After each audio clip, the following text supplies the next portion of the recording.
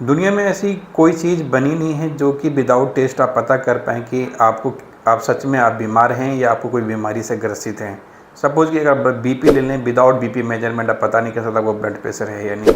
Diabetic में वही problem है, डायबिटीज़ आपको चेक करनी पड़ेगी कि आपको डायबिटिक है या नहीं है, अनलेस कि आपको कोई सिम्प्टोमेटिक प्रॉब्लम हो। बहुत लोग सिम्पटम्स होने के बावजूद भी नेगलेक्ट कर लेते हैं कि कुछ और प्रॉब्लम होगी, हल्की-फुल्की प्रॉब्लम होगी, ठीक हो जाएगी, हम ये खा लेंगे, ये चूरन खा लेंगे तो उससे हमें आराम मिल जाएगा। बट बेसिकली वो होता नहीं है और बीमारियाँ बढ़ती चली जाती है और आगे चल के इसका एक विकराल रूप ले लेती है, जिसमें कि कभी-कभी एक क्रिटिकल कंडीशन आपको देखने को मिलता है। पेशेंट में ऐसा हमारे पास आते हैं।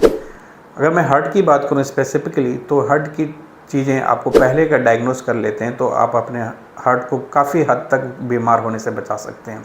उसके लिए कुछ बेसिक्स टेस्ट होते हैं।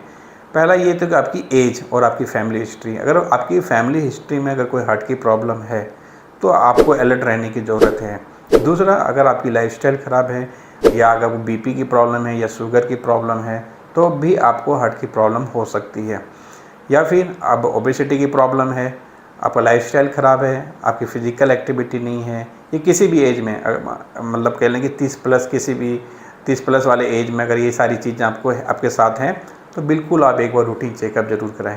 बिकॉज रूटीन चेकअप से ही आपके हार्ट की कंडीशन को आप पता कर पाएंगे या उसे प्रिवेंट कर पाएंगे, वरना और कोई दूसरा मेजर नहीं है।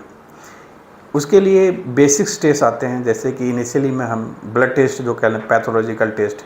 ब्लड टेस्ट हम रिकमेंड इसलिए करते हैं क्योंकि हमें देखना होता है कि आपकी हीमोग्लोबिन लेवल क्या है, आपके बॉडी में विटामिन्स मिनरल्स कितने हैं, प्रॉपर हैं या कम हैं या ज़्यादा हैं। उस कारण से भी थोड़ी बहुत प्रॉब्लम होती है, तो एक ब्लड टेस्ट ज़रूर कराएं। आप डॉक्टर किससे कंसल्ट करेंगे, वो सारे रूटीन चेकअप आपको लिख के देंगे तो वही टेस्ट आप कराएं, खुद से कोई टेस्ट ना कराएं।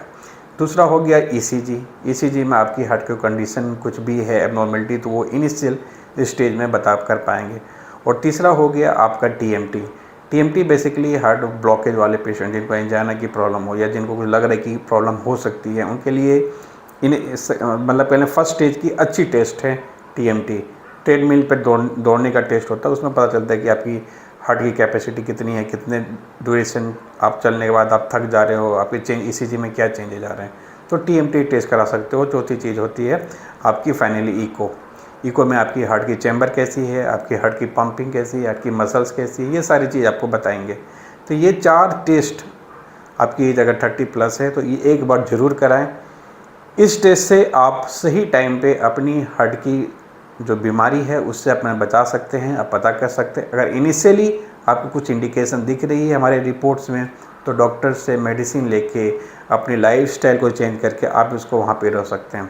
इसलिए कहा जाता है prevention is better than cure. तो बट लोग ये समझते नहीं है, ना समझना चाहते हैं। जब तक उनके साथ कोई चीज़ें हो ना जाए या कोई इंसिडेंस हो ना जाए तब तक वो चीज़ नहीं कराते। बट हमारा आपसे रिक्वेस्ट है जो भी लोग हैं, जो व्यूवर्स हैं, एक बार आप 30 प्लस वाले लोग ज़रूर एक बार रूटीन चेकअप कराएं। अगर कुछ फाइंडिंग आती है, कुछ चीज़ें निकलती है तो आपको सही टाइम में आप उसे रोक पाएँ और ठीक कर पाएँ। ये बहुत ही आसान तरीका है। इसलिए जितने भी लोग हैं, हमारा ये रिक्वेस्ट है एक बार ज़रूर टेस्ट कराएं और अपने हार्ट को हेल्दी रखने के लिए सचेत रहें और उसे विशेष ख्याल रखें। Thank you.